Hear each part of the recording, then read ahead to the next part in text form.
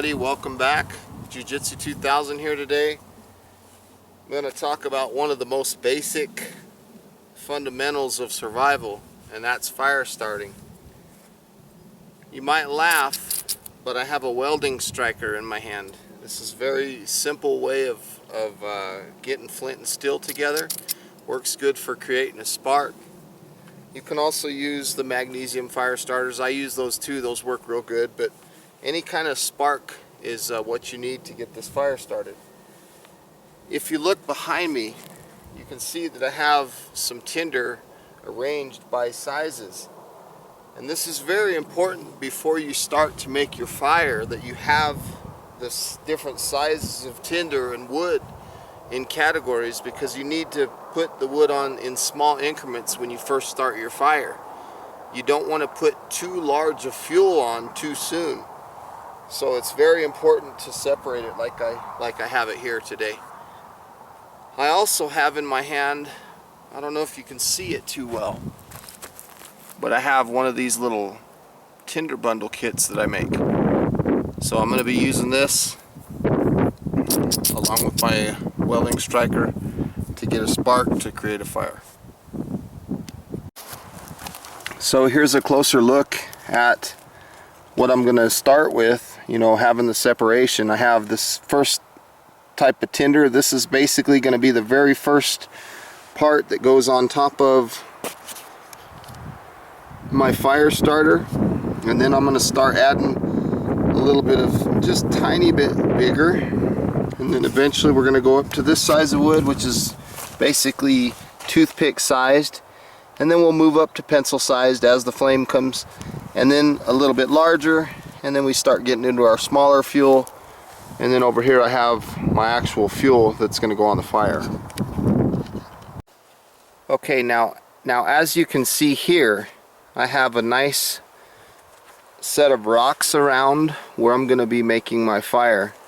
That's important, especially today, because there's a little bit of wind in the air, and I want to make sure that my fire stays in this location. I don't want it traveling. So make sure that you either have a hole dug or some rocks or something to contain your fire.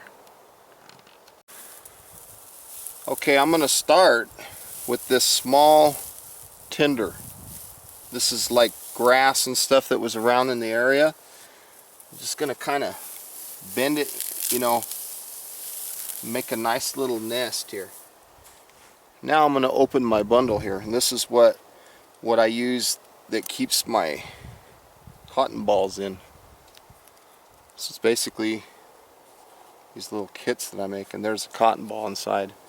I also have some other cotton balls inside that are soaked in vaseline, and these work really good for fire starting. I want to kind of spread it open. I don't want it too compressed. I want to kind of open it up so that the ember will have a place to go. And I'm also going to come over here and I'm going to put this inside of this tinder bundle. Okay, almost like a bird's nest, if you will. So that's going to be my fuel. And then I have another little bit that I'm going to kind of drape over the top. And that's where I'm going to try to catch my spark, is underneath that. I also have a fairly dry cotton ball. I'm going to cut this in half and just kind of fluff it up. Okay?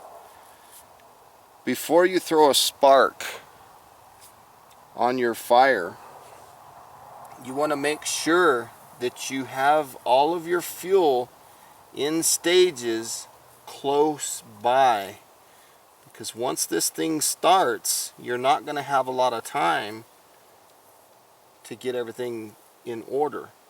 Okay, so now I've taken the one that has the Vaseline and I put it to the side, because once that starts, once that catches a spark, I'm going to put the Vaseline piece on top of it. Okay, so here we go. I'm going to go try to see if I can get this to catch a spark.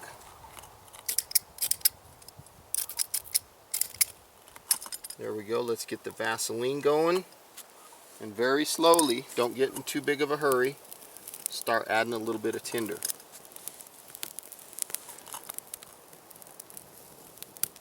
A good sign that you want to look for to know if you're ready to put more fuel on is you'll see the flames coming up through the top and you won't have so much smoke. You see how easy it was to make that fire? Now we just wait. I'm going to go ahead and put this cotton ball back. Fold these back in, and I have more of this for later. So I just want to wait. Don't get impatient when it comes to making a fire. It's also a good idea to have some kind of poker available that you can use to kind of open up the fuel to let the air flow in and out. That helps too. So I'm just kind of opening it up, fluffing it around. There we go. I'm going to go ahead and add a little bit more fuel. You notice when I threw it on there, I made sure that it was open in the middle. I didn't throw a big pile on because I don't want to smother the fire. I want it to be able to breathe. Put a little more tinder on top. See the smoke? When the smoke goes away, that's when it's time to add more tinder, or excuse me, more fuel. And we're slowly adding larger and larger fuel. Very slowly. Fire is one of those things, it's a very delicate process. It's not something you want to rush. Even though we had a good fire today, it went real quick. Sometimes it doesn't work like that, and sometimes you really have to baby the thing. Even though it doesn't show it, I really like to use the teepee method of stacking my fuel.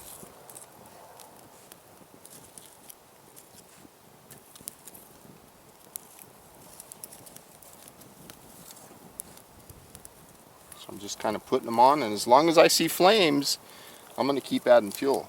If I start seeing smoke, that means that the fuel, or excuse me, that the flame does not have enough oxygen. It means it's being smothered. See the smoke in the middle right there?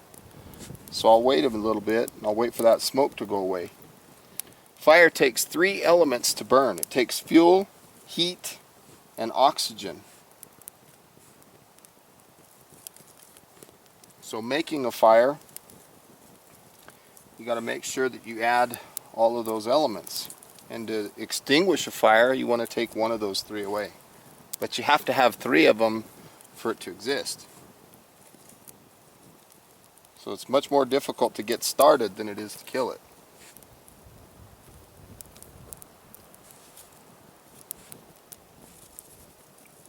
Now I'm starting into a little bit larger fuel. And I'm still mixing in some of the smaller stuff.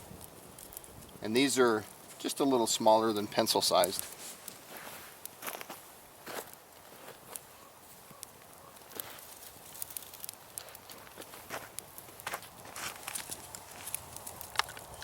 I'm going to add one piece that's a little bit larger. You see, I've got a good flame coming out of the middle.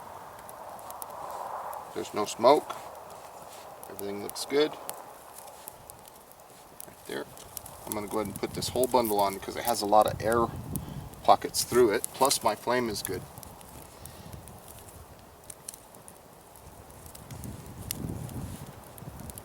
So that looks good.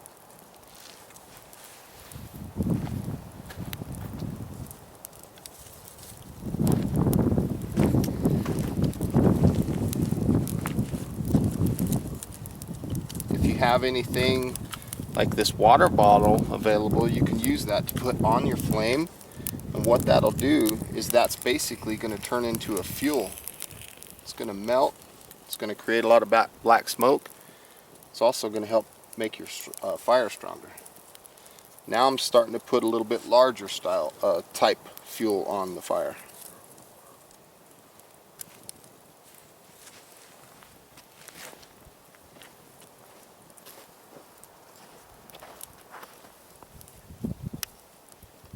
Just stacking them from the outside. Kind of like I'm building a teepee.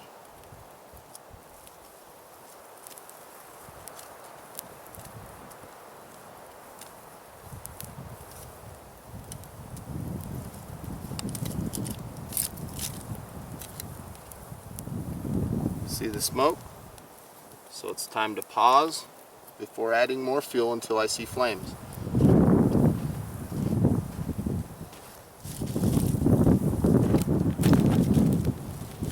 Once I see flames, I'll start adding the next size of fuel.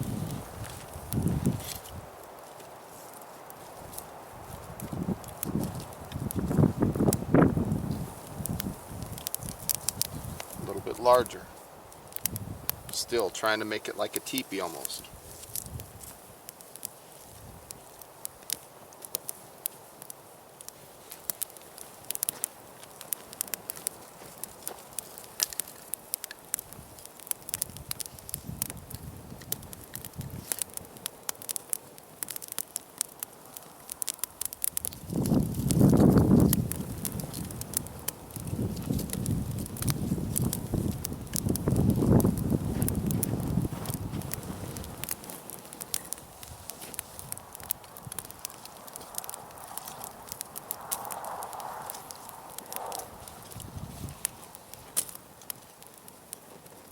Just keep an eye on that smoke.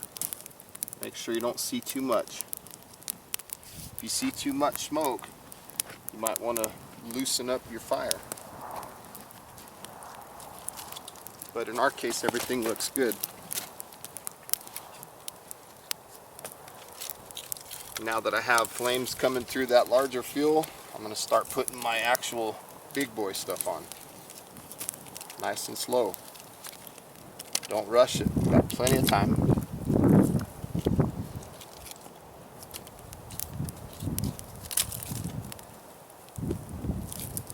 I'm going to let that go for a little bit. Let it feed that larger fuel. And in the meantime, I'm going to go gather some a little bit bigger stuff from that other pile.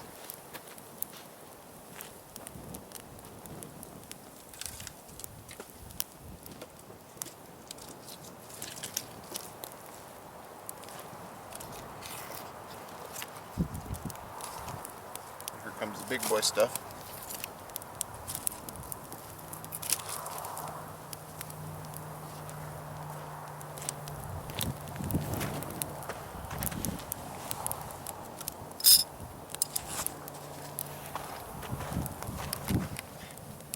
So there you have it. That's one way to make a fire in a nutshell. Here's our fire. It's been burning about 5 or 10 minutes. Looking good. Well, we had fun with the fire.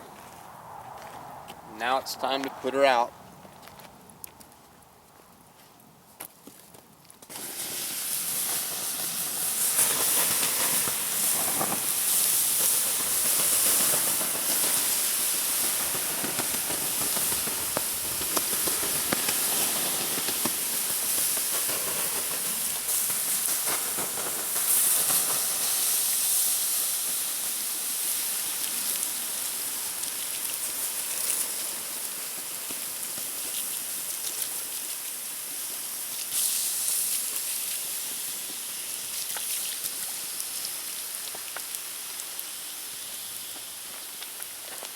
Whenever you put a fire out, it's a good rule of thumb to wait at least 15 minutes before you leave to make sure it's out.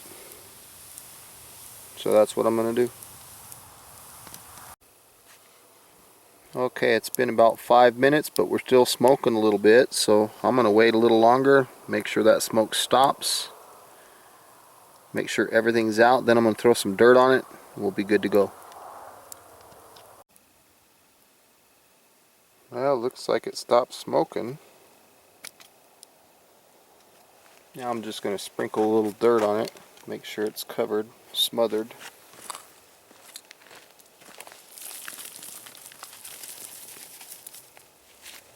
Get a little more, and then I'll be back with some more.